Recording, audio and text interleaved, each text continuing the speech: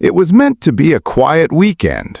After decades of service in the Army, Major General Robert Harlan had finally bought himself a small cabin tucked away in the woods. Solitude, peace, and the smell of pine were all he wanted after years of commanding troops in dangerous corners of the world. That morning, Robert was chopping wood when a young boy appeared near the tree line, wide-eyed and curious. The boy waved, introduced himself, and ran back to his mother, a woman named Karen who had just moved into the neighboring cabin. Moments later, she stormed up the gravel path, suspicion dripping from every word. "What are you doing out here?" she demanded. "My son says you've got guns, uniforms, and maps in your cabin. I'm calling 911. Robert remained calm, as always. He dealt with far worse under fire. "Ma'am, I assure you I mean no harm. I'm simply a retired officer enjoying some quiet." But Karen was already on the phone, breathlessly telling the dispatcher about a suspicious military man in the woods. Minutes later, a sheriff's cruiser pulled up, lights flashing. The deputy stepped out, hand cautiously resting on his holster, until he got a good look at Robert. The officer's eyes widened in recognition, and he snapped to attention.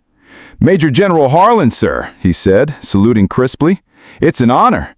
I read about your service in Fallujah and Kandahar." Karen's jaw dropped, her face flushed bright red as she stammered. The deputy continued, "Folks, this man is a decorated hero. He's the reason half of my unit came home safe from deployment. If he wants peace and quiet in his cabin, he's earned it." Robert simply nodded, his voice steady but kind. "Sometimes respect is quieter than noise, Karen."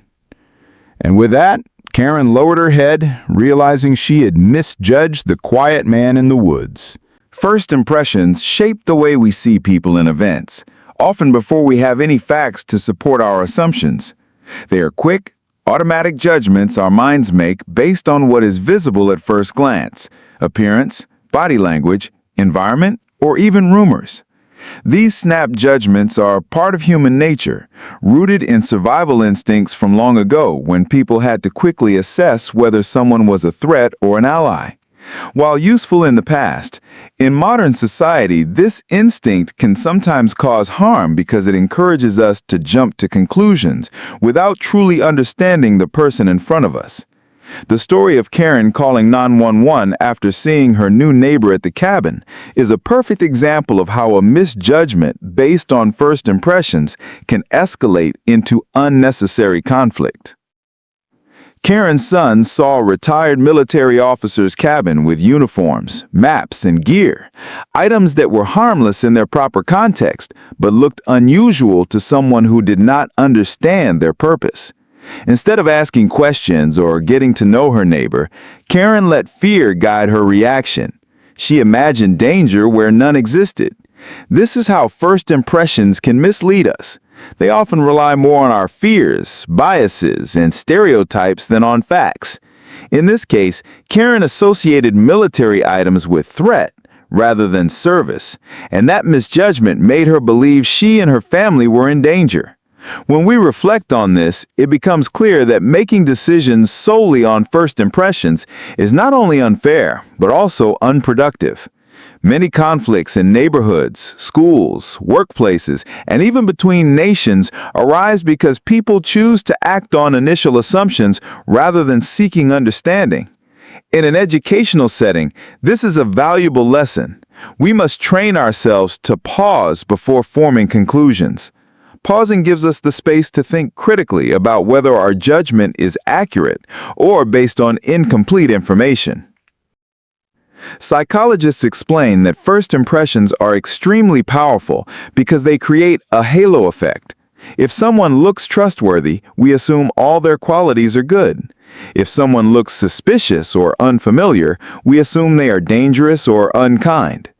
This mental shortcut saves time but often sacrifices accuracy. By being aware of this tendency, individuals can learn to override the instinct to judge too quickly. It requires self-awareness and the willingness to admit that our immediate reaction may not be correct. In Karen's case, her first impression was influenced not just by what she saw, but also by her own mindset.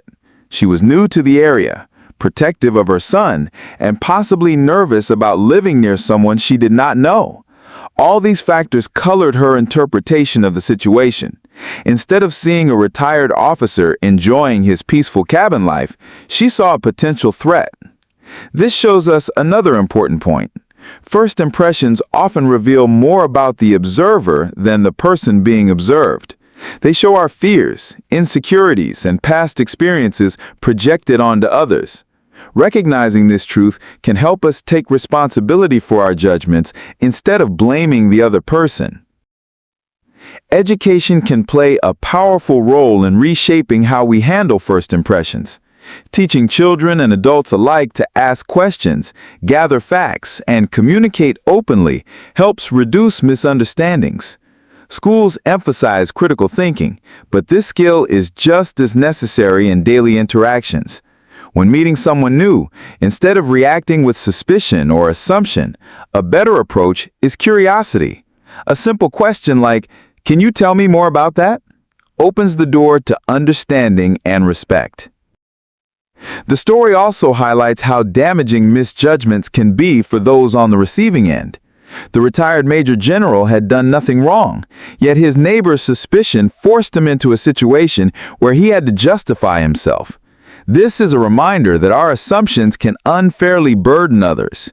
It is a form of unintentional harm that can strain relationships and communities. If we want stronger, healthier societies, we must replace quick judgment with empathy and inquiry. Ultimately, first impressions should be treated as a starting point, not a conclusion. It is natural to form them, but wisdom lies in testing them against reality before acting. If Karen had taken a moment to greet her neighbor and ask about his background, she would have quickly learned the truth. He was not a threat, but someone who had spent his life protecting people. Instead of calling 911, she could have gained a friend and a neighbor worthy of respect. By learning from this example, we can remind ourselves that slowing down, observing carefully, and giving people the benefit of the doubt can prevent unnecessary fear and conflict. In a world where misunderstandings spread quickly, choosing patience and understanding is not just wise, it's essential. Respect for service and sacrifice is one of the most important values a community can hold, yet it is often misunderstood or taken for granted. When someone dedicates years of their life to serving their country, whether in the military, emergency services, or other fields of high responsibility, they take on burdens that most people will never experience. These sacrifices are not limited to the dangers they face on the battlefield or during active duty. They also include the time away from family, the mental and emotional strain, and the lasting effects on health and well-being. Recognizing this sacrifice is not about glorifying war or violence. It is about acknowledging the human cost of ensuring peace, security, and freedom for others.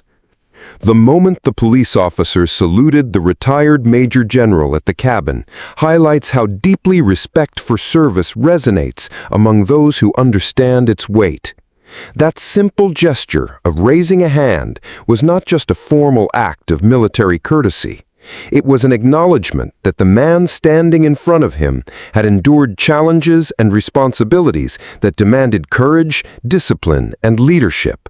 It was a recognition that his contributions were significant not just to his fellow soldiers, but to the broader society that benefited from his efforts. Respect in this sense is a moral duty, a way of showing gratitude for the unseen sacrifices that allow others to live more securely. Education around this subject should begin with an understanding of what service entails. Military service, for example, requires men and women to give up the comfort of civilian life and place themselves in environments where danger, uncertainty, and hardship are daily realities. Many people do not see the behind-the-scenes challenges, months away from family, missed milestones in their children's lives, and the constant pressure of decision-making where mistakes could cost lives. Even after their service ends, veterans often carry invisible wounds, such as post-traumatic stress, anxiety, or injuries that limit their daily activities. Respect, therefore, should not stop when the uniform comes off. It must extend into civilian life, where these individuals still deserve dignity, understanding, and support. One of the problems in modern society is that respect for service is sometimes expressed only on ceremonial occasions, parades, holidays, or moments of national pride, while being overlooked in daily interactions. True respect goes beyond symbolic gestures. It includes practical actions such as providing adequate health care for veterans, ensuring they have opportunities to reintegrate into civilian life, and offering empathy rather than judgment when they face struggles. When Karen called 911 on her neighbor without knowing who he was, she unknowingly disrespected not only him as an individual, but also the sacrifices he represented. It took the officer's salute to reveal that she had misjudged someone who deserved honor rather than suspicion. Respect also plays an educational role in shaping younger generations. Children who grow up understanding the value of service are more likely to become compassionate, responsible citizens. Teaching them about the realities of sacrifice through history lessons, community service projects, or visits with veterans instills a sense of gratitude and humility. They learn that the comforts they enjoy were not achieved without cost, and that respecting those who serve is part of maintaining the social fabric that binds communities together. Furthermore, respect for service extends beyond the military. Firefighters, police officers, healthcare workers, and even teachers demonstrate forms of service and sacrifice that often go unnoticed. By broadening the concept of respect, we build societies that value contribution over appearance, dedication over status. The salute in the cabin story is a reminder that gestures of respect, when grounded in genuine understanding, can transform misunderstandings into moments of honor. In daily life, showing respect can be as simple as listening to someone's story, offering thanks, or giving them the benefit of the doubt. For veterans and others who have sacrificed deeply, such respect affirms their worth and acknowledges that their efforts were not in vain. It bridges the gap between those who served and those who benefited from that service. Without such recognition, we risk creating a society where sacrifices are forgotten, and where individuals like the Major General in the cabin are seen with suspicion rather than gratitude. Calm leadership in the midst of crisis is one of the most valuable qualities a person can develop, and it is often the difference between escalation and resolution. In moments of high tension, people instinctively look for cues on how to behave. If a leader panics, raises their voice, or reacts aggressively, others mirror that energy, and the situation spirals further out of control. By contrast, if the leader remains composed, speaks with clarity, and demonstrates steady confidence, people are reassured, and tensions begin to ease. The story of the retired Major General at the cabin illustrates this principle perfectly. Faced with an angry neighbor, a 911 call, and the sudden arrival of law enforcement, he did not shout, argue, or allow his pride to take over. Instead, he stood calm, explained himself respectfully, and let his bearing communicate that there was no danger. This response turned what could have become a heated conflict into a moment of clarity and even respect. Educators and psychologists often emphasize that composure is not a natural trait, but a skill that can be practiced. Human beings are wired with a fight or flight response, which means when threatened, the body floods with adrenaline, urging us to either confront or escape. Calm leadership requires overriding that instinct and choosing a deliberate response rather than an impulsive reaction. Military training, for example, conditions soldiers to make rational decisions even under extreme stress. That is why the retired officer in the story was able to remain centered while his neighbor panicked. His years of experience had taught him that rushing to anger or defensiveness only makes matters worse. For civilians, the lesson is equally important. Whether in workplaces, schools, or families, situations often arise where tempers flare or misunderstandings spread quickly. A calm leader in those moments has the power to redirect the energy of the group. For instance, in a classroom where students grow restless, a teacher who responds with frustration will often see behavior worsen, while one who speaks softly, pauses, and gives clear instructions can restore order without shouting. In a workplace conflict, a manager who refuses to take sides hastily and instead listens carefully to both parties can resolve disputes without damaging trust. The principle is the same. Calmness creates space for reason, while agitation creates fuel for conflict. Calm leadership also communicates confidence. People are more likely to trust a leader who appears steady than one who visibly loses control. In the cabin story, when the police officer arrived, he did not see someone flustered or defensive. He saw a man composed enough to handle the situation with dignity. That composure itself became a sign of credibility, reinforcing the officer's respect. In contrast, had the retired general shouted at Karen, argued aggressively, or shown hostility toward the police, the entire encounter could have ended very differently. His calmness not only protected his own dignity, but also set the tone for everyone involved. Another educational aspect of calm leadership is its impact on problem solving. Stress narrows focus and makes it harder to see creative solutions, while calmness broadens perspective and allows leaders to think strategically. Neuroscience shows that when people remain calm, the brain's prefrontal cortex, the part responsible for reasoning and decision-making, functions more effectively. This explains why leaders who cultivate calmness often make better long-term decisions than those who react impulsively. Calm leaders are also better at de-escalating others because they can listen actively, validate emotions, and guide discussions toward solutions instead of arguments. It is important to note that calm leadership does not mean ignoring problems or avoiding conflict. It means addressing issues directly, but with composure and clarity. The retired officer did not allow Karen's accusations to rattle him, but he also did not remain silent or retreat. He explained his position in a firm yet respectful manner, showing that calm leadership balances strength with restraint. This balance is what inspires confidence and earns respect. In a broader educational sense, teaching calm leadership should be part of preparing people for real-world challenges. Schools, community programs, and workplaces can provide opportunities to practice conflict resolution, stress management, and communication skills. Role-playing exercises, mindfulness techniques, and leadership training are practical tools for developing this quality. When more people learn to stay steady under pressure, society as a whole benefits from fewer conflicts, greater trust, and more effective collaboration. Ultimately, the cabin story illustrates a universal truth. Calm leadership is a quiet but powerful force. It does not rely on raising one's voice or exerting authority through fear. Instead, it transforms tense moments into opportunities for respect and understanding.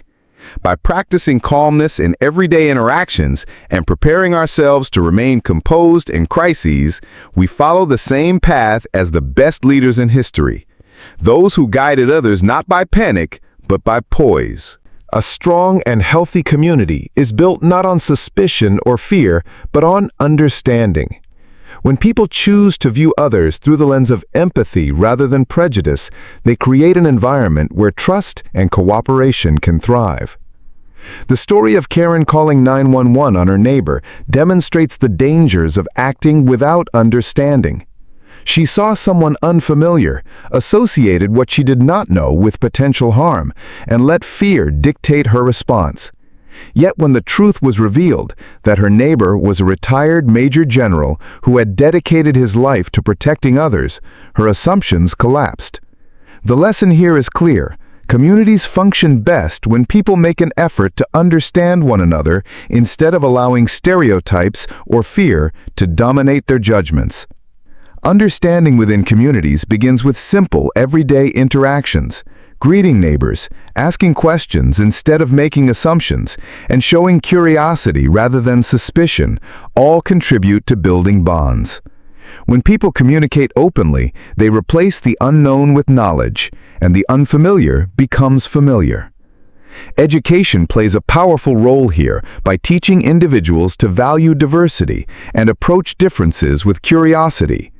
When schools encourage children to interact with peers from different backgrounds, cultures, or experiences, they lay the foundation for communities where people are less likely to react with fear and more likely to respond with empathy. One of the biggest barriers to understanding is prejudice. Prejudice often comes from limited exposure or from stereotypes passed down without critical reflection. It simplifies people into categories: stranger, outsider, potential threat, without recognizing the complexity of their lives. Karen's misjudgment of her neighbor was shaped by her assumptions about what she thought military items represented, rather than by who her neighbor actually was. By teaching individuals to challenge their own assumptions, communities can reduce prejudice and encourage more thoughtful engagement. This means learning to pause and ask, "Am I seeing this person as they are, or am I projecting my fears onto them?" Such reflection helps dismantle barriers to understanding. Building bridges also requires active listening.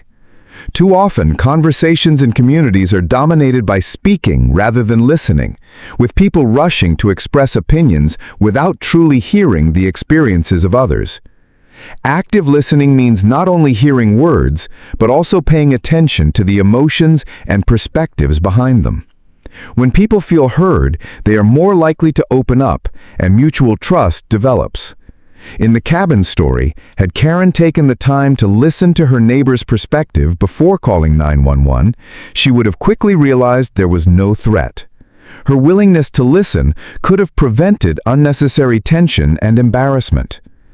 Another dimension of understanding in communities is recognizing the value of each member's contributions. People bring different experiences, skills, and strengths that can benefit the whole group if appreciated. The retired general brought with him years of service and leadership, qualities that could have been a source of pride for the community. Instead, suspicion initially turned him into a target of fear. When communities value each member for their contributions, rather than reducing them to assumptions, they become stronger and more resilient. Education also reminds us that understanding does not mean agreeing with everything others do or say. Instead, it means respecting their right to exist, to be heard, and to live peacefully without being misjudged.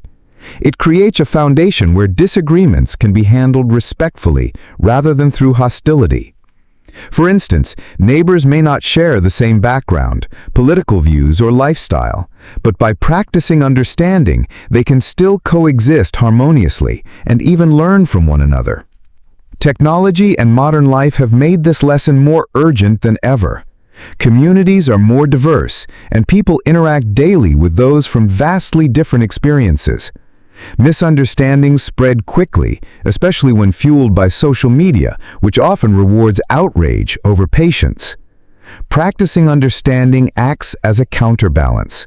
It reminds us to see the person behind the label, the neighbor behind the rumor, and the human being behind the stereotype. Ultimately, a call for understanding in our communities is a call for peace. It is about choosing cooperation over conflict and patience over panic. The officer's salute to the retired general transformed a moment of fear into one of respect because it recentered the situation around truth and acknowledgement rather than assumption. Communities that learn this lesson become safer, more welcoming, and more united. The story shows us that understanding is not just an abstract virtue.